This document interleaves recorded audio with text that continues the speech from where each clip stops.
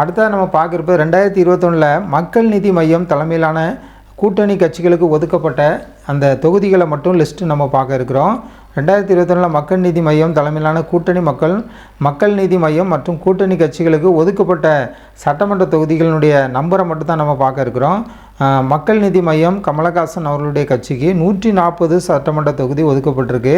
2021 மக்கள் நீதி மையம் சார்பாக தலைமையில் அமைந்த சட்டமன்ற அந்த தொகுதியினுடைய ஒவ்வொரு நம்பரையும் நம்ம பார்க்குறோம். இரண்டாவது அகில இந்திய சமத்துவ மக்கள் கட்சி சரத்குமார் அவருடைய கட்சிக்கு 33 சட்டமன்ற தொகுதி ஒதுக்கப்பட்டிருக்கு.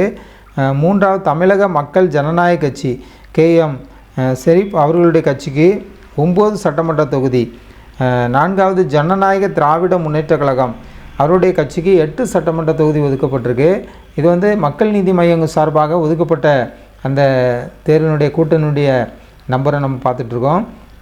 அதே போல் ஜனநாயக திராவிட முன்னேற்ற கழகம் என்ற கட்சிக்கு 8 சட்டமன்ற தொகுதி. ஐந்தாவது ஜனதா தளம் ST தேவகவுடா அவருடைய கட்சிக்கு 3 சட்டமன்ற தொகுதி. ஆறாவது கலப்பை மக்கள் கட்சி கலப்பை மக்கள் இயக்கம் அந்த கட்சிக்கு வந்து 1 சட்டமன்ற தொகுதி. ஏழாவது இந்திய ஜனநாயக கட்சி DR பாரிவேந்தர் அவருடைய கட்சிக்கு 40 சட்டமன்ற தொகுதி. மொத்தம் 234 சட்டமன்ற தொகுதி இப்படி அவங்க பிரித்து எடுத்திருக்காங்க. இந்த மாதிரி இதில் அவங்க வந்து எதுவுமே இதில் வெற்றி பெறவில்லை. 2021 பார்க்கணுன்னா மக்கள் நீதி மையம் தலைமையிலான கூட்டணியில் இந்த சட்டமன்ற தொகுதியினுடைய நம்பரை மட்டும் நம்ம இந்த வீடியோவில் பார்த்துருக்கோம். இந்த வீடியோ உங்களுக்கு பயனுள்ளதாக இருந்தால் ஜனநாயகம் TV சேனலை சப்ஸ்கிரைப் பண்ணுங்கள், லைக் பண்ணுங்கள், கமெண்ட் பண்ணுங்கள். நன்றி.